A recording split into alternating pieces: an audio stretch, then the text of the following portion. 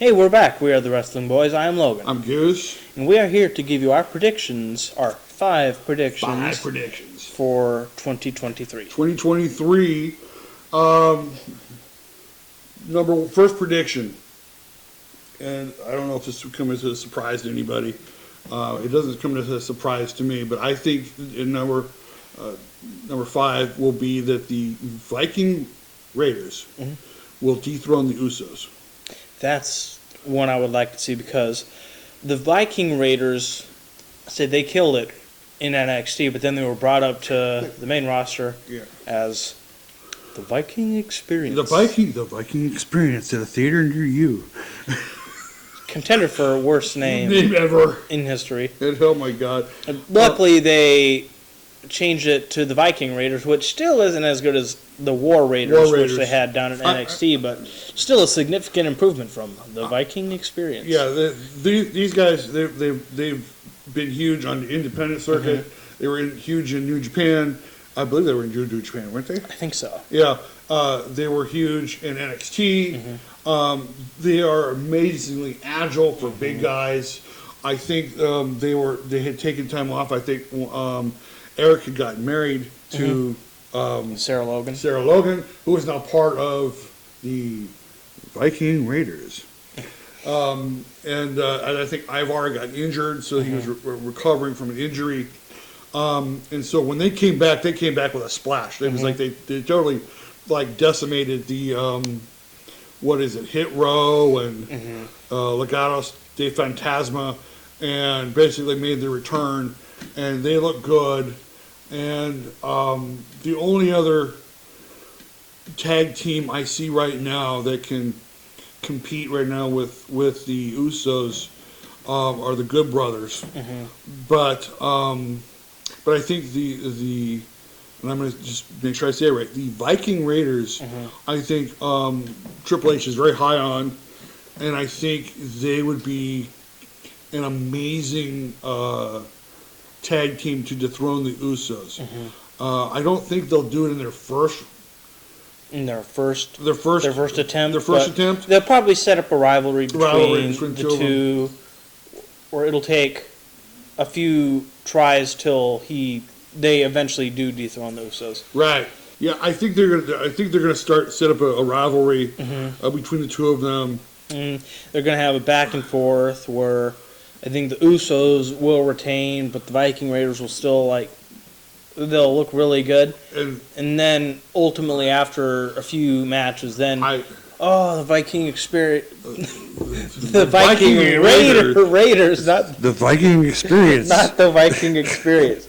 The Viking Raiders will eventually be crowned the new tag team champions. But the question is, are they going to only lose one of the championships? Or are they going to put both on the line? Or I don't know. Which ultimately confuses me. It's like, what's the point of having two different tag team championships if you're just going to have one by the same team? Yeah. They're supposed to be on different brands, yet they're on the same team. Right. Which, also goes back to the fact that Roman Reigns has both the WWE titles and Universal Championship, which is like, if you're supposed to have a brand split, how does it work to have both championships on the same brand? You're right. That's what it's been an issue the last couple of months, because they're like, are they getting rid of the brand split? Because you got Kevin Owens, who's from Raw, coming over on SmackDown. It's like, and people are saying no, they're going to keep it, but they're just trying to they're building up to. Then they need to have Roman Reigns lose one of the championships, have the Usos lose one of the championships, and then finally just go back to the brand split being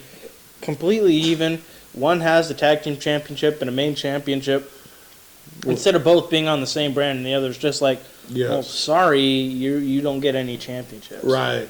But, I don't know, I would not be surprised if this was a WrestleMania match between the two teams. That's what I'm thinking. They're going to set it up where the Viking Raiders do win at WrestleMania. And I think it's, and it has nothing against the Usos. They've had the belts for I don't even know how long. Like, about 500 days now. I mean, it's been a while. So, and you want to go to a team that's very deserving and they're credible. And they're credible. Because when you've had a championship, as long as the Usos have, it's like the problem they were having with Roman Reigns. It's like he's beaten all these different people. Well, who is credible enough to dethrone him? Right. And I think the Viking Raiders are that team. Prediction number 4. Alexa Bliss wins the Money in the Bank. She will be the first 2-time Women's Money in the Bank winner. I think she will do it as going back to her Little Miss Bliss, as opposed to the Fiend's minion. I think she goes back to the Fiend's minion. Really? She's been showing signs that she's like, I think she's been showing signs about going back to that character. That character was very popular. Again, I would not be surprised if maybe it was a Jekyll and Hyde. That would be an interesting kind of scenario. Because, of course, they have Bray Wyatt back, and he's kind of slipping back into his... Oh, the Firefly Funhouse, Mr. Rogers, and then the Evil Fiend. He's been... Well, it's either been the Eater of Worlds... Yeah, the Eater of Worlds or the Fiend. They don't have the Mr. Rogers. They don't have the Mr. Rogers thing. It'd be cool if they did. It'd be like the Three Faces of Foley. What's his name? Uncle Howdy? Which there's been so much speculation regarding who Uncle Howdy is. I think everybody is pretty much set on that it's a Bo Dallas. I agree. Given it would make sense, given Bray and Bo are brothers. They're brothers. Plus, it would be a nice way for Bo Dallas to make his return to WWE. Which brings prediction number 3 that Uncle Howdy is Bo Dallas. It just makes sense. I'd also believe that Curtis Axel is the Buzzard. Really? Yeah, I think he's the Buzzard. That would also be interesting because then it ties back to the B team, go, go, go. I still remember when they had that Battle Scars theme, and then they changed it to B team, go, go, go. That is one of the biggest theme downgrades. Yeah, ever. But yeah, I see Curtis Axel being Mercy the Buzzard. But yeah, Uncle Howdy is Bo Dallas. Yeah, it's Bo Dallas. Just bring him out. take the damn mask off. I think they're waiting for like a big reveal, or something, a bigger stage to make the reveal. Yeah, but Alexa Bliss, she comes back as her Fiend counterpart. The Uncle Howdy is Bo Dallas, and they're starting to put the Wyatt Six together. The only question is, are they going to go back to like a Fiend mode, or are they going to go back to the Eater of Worlds mode? And I'm more or less going. I'd like to see them go back to the Eater of Worlds, Wyatt family type thing, where it's like So you said the Wyatt Six. So you got Six. Bray Wyatt, Bo Dallas, Curtis Axel, Alexa Bliss.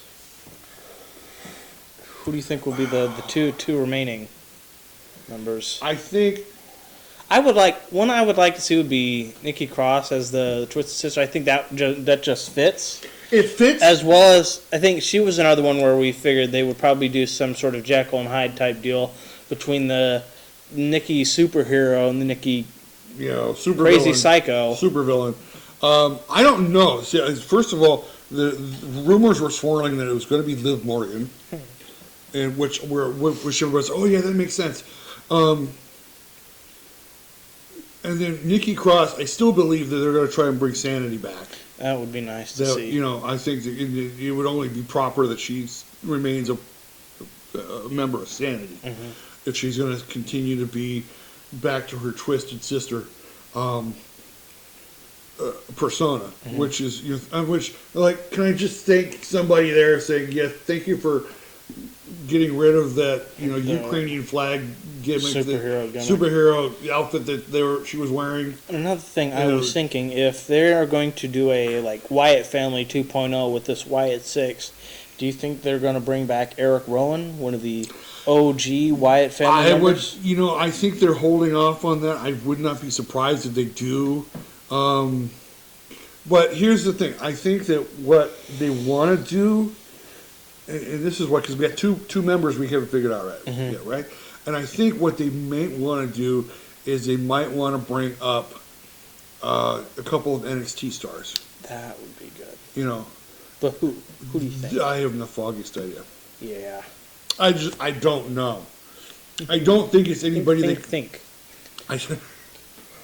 I don't think it's anybody they currently have on the roster. If it is, I would not be surprised if they brought Eric Rowan back. I really wouldn't. I just figured it would make sense as he's already Wyatt family. Yeah, I don't have a clue right now as who the other two would be. And that's just speculation. I just believe it's going to be somebody from NXT that they want to bring up, and they want to bring up as part of a faction. That would be perfect with the Wyatt 6. So what's your number 2 prediction? My number 2 prediction is a sad one. I predict this year, 2023, that Randy Orton is going to retire. I think that I know recently he's had a back fusion surgery in his back, and I know other wrestlers have had fusion surgeries and continue to wrestle. I think Matt Hardy's one of them. Yeah, because I think it was all those years doing the side effect. I think took a toll on his back. So I know it's not a career-ending surgery. No, it's not.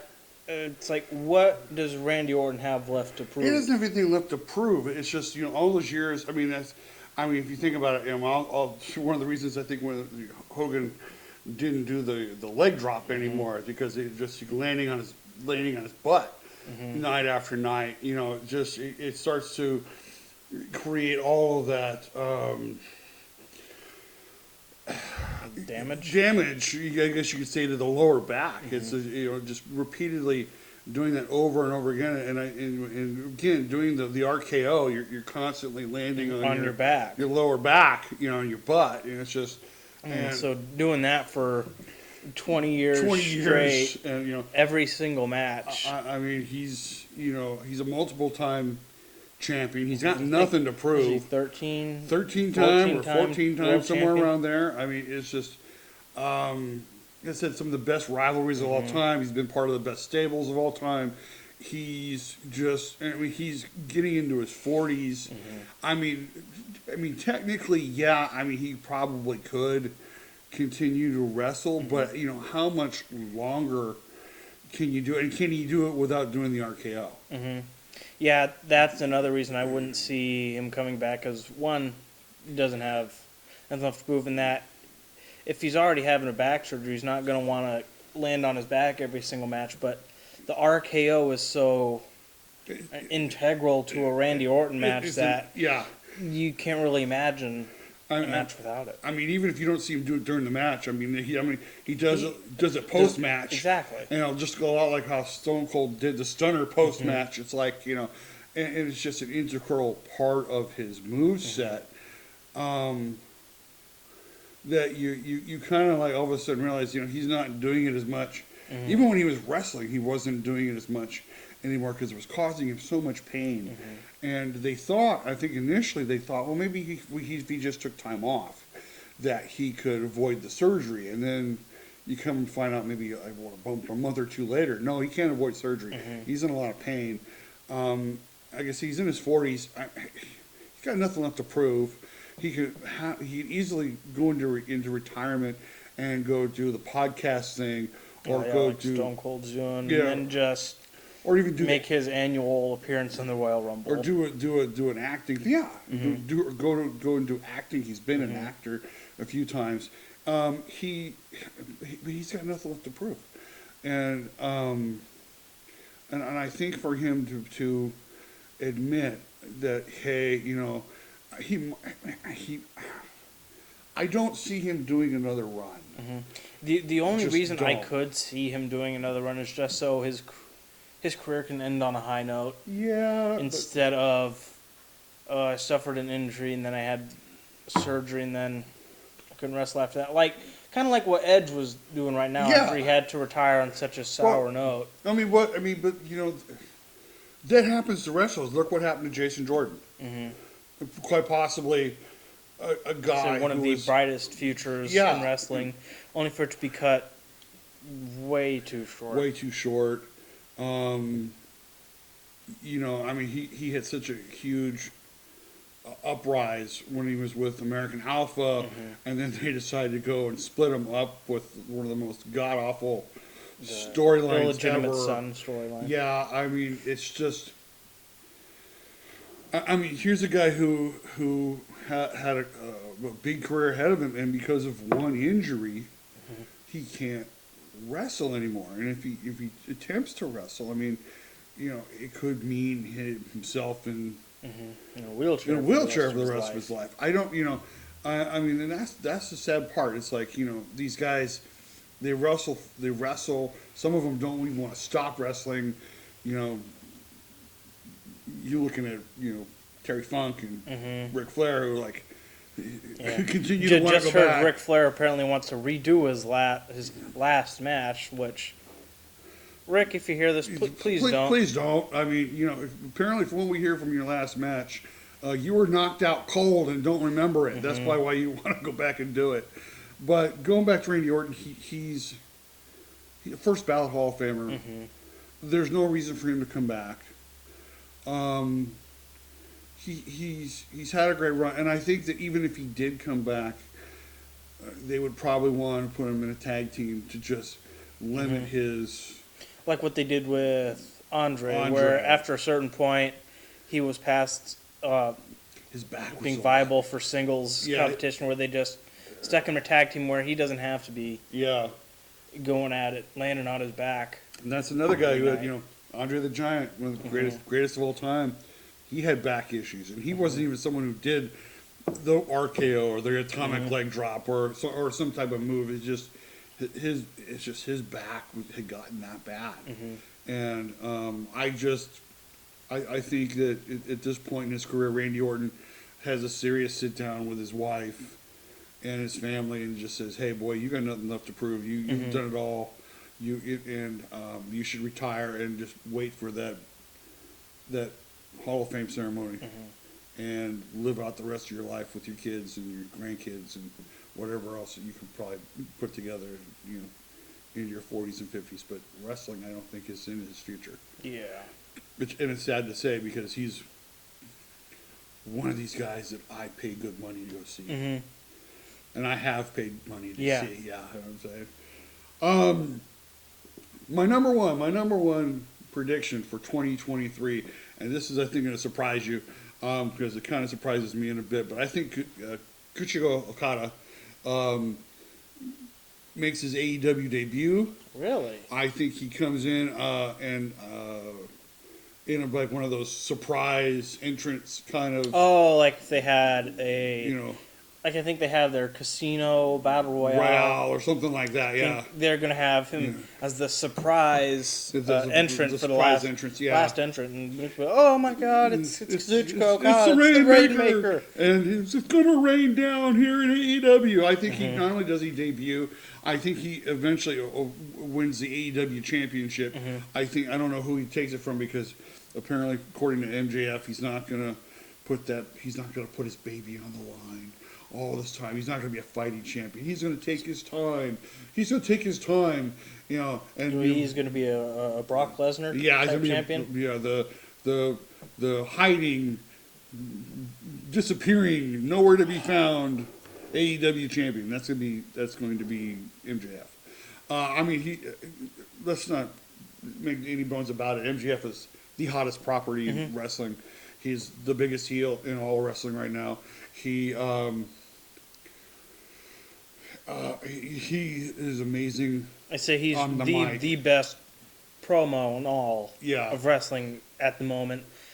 Just like I remember listening to that. Was it that one he said was about Tony Khan? and all that. Yeah. So yeah, this guy is incredible, but he's the real deal. we want a reigning, defending AEW World Champion. AEW World Champion. And I think that what will happen is, and I mean, I don't know if this is the storyline you want to run with, but I think Okada comes in. I think he wins. I think he becomes the number one contender. I think he challenges AEW MJF and basically forces MJF to put the title on the line, put the belt on the line at Double or Nothing 2023 or something like that. It just one of their other pay-per-views. One of their big pay-per-views, and just absolutely tears it up.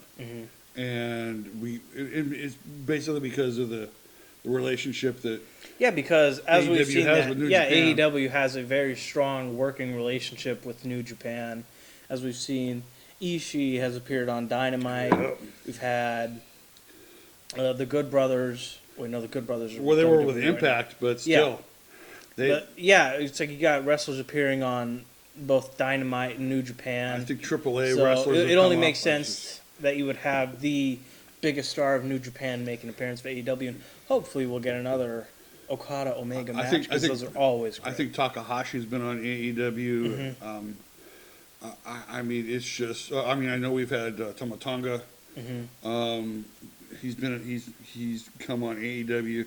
I mean, just the great working relationship they have, and I think that's one of the reasons why WWE is trying to kind of figure out a way how they can instead of being the exclusionary, where they're the only wrestling company in existence. Like I think Vince McMahon treated the company for the longest time, and hopefully it doesn't go back to that. Yeah, I think hopefully WWE will realize, hey, our biggest competition right now, AEW, is working with other companies. Maybe we should start doing the same. And this is one of the ways in which WWE can find new wrestlers to bring into their fold, not just in NXT but into the main roster. I mean, we all remember how all of a sudden number 3 in the one Royal Rumble was AJ Styles, and people went nuts, and they were like, and because people knew who AJ Styles was based on the work he did in Japan, and I just see this. I see this kind of working out. I see Okada come in. I don't think he wins it right away. No, I don't think he wins it right away. But I think that he will. I think he will eventually force MJF, kind of like the way they did with Wardlow, where eventually MJF had to face Wardlow after weeks of trying to get through everything, and Okada is. I think he's up there as he's at least in the top 5 of the best wrestlers in the world at the moment.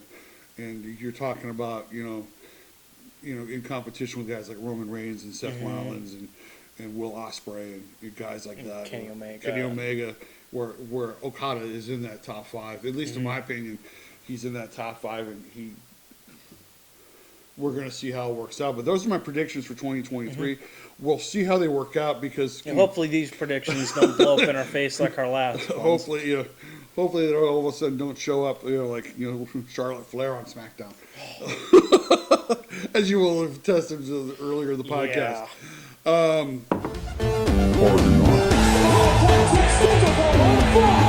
Yeah.